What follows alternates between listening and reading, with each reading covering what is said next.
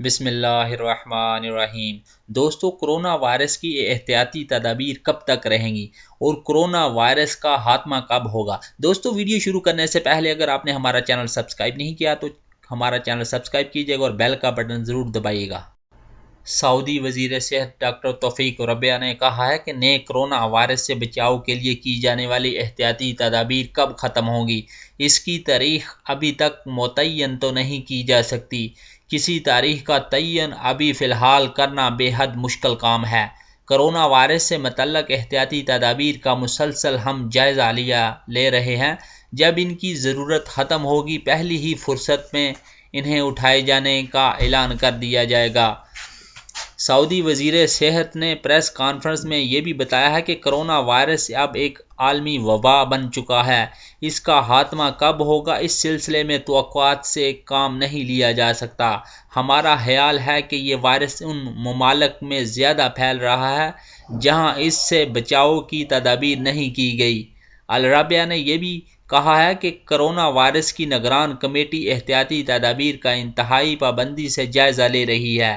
وہی طے کرے گی کہ احتیاطی تدابیر کب تک جاری رہیں گی اور کب انہیں اٹھایا جائے گا۔ دوستو، ادھر جازان میں کرونا کا کوئی مریض قرنطینہ سے فرار نہیں ہوا۔ سوشل میڈیا پر اس حوالے سے جو خبر گردش کر رہی ہے وہ بے بنیاد ہے۔ جازان کی محکمہ صحت نے کہا ہے کہ ریجن میں کرونا کے ٹوٹل 2 مریض ہیں اور دونوں ہی قرنطینہ میں ہیں۔ دونوں کی صحت مستحکم ہے۔ محکمے نے کہا کہ سوشل میڈیا پر قرنطینہ سے فرار ہونے والے مریض کے بارے میں جو کچھ کہا جا رہا ہے وہ محض ایک افواہ ہے، ایسا کوئی واقعہ ہی نہیں ہوا ہے۔ محکمے نے کہا ہے کہ شہریوں غیر ملکی افواہوں پر یقین نہ رکھیں اور مستند ذرائع سے ہی خبر لیں۔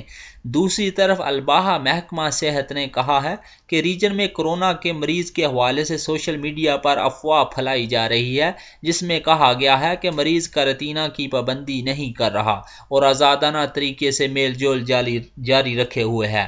محکمے نے کہا ہے کہ یہ بات غلط اور بے بنیاد ہے۔ حقیقت یہ ہے کہ بیرون ملک سے ایک شہری واپس آیا تھا جس پر کرونا کی علامتیں ظاہر نہیں ہوئی تھیں۔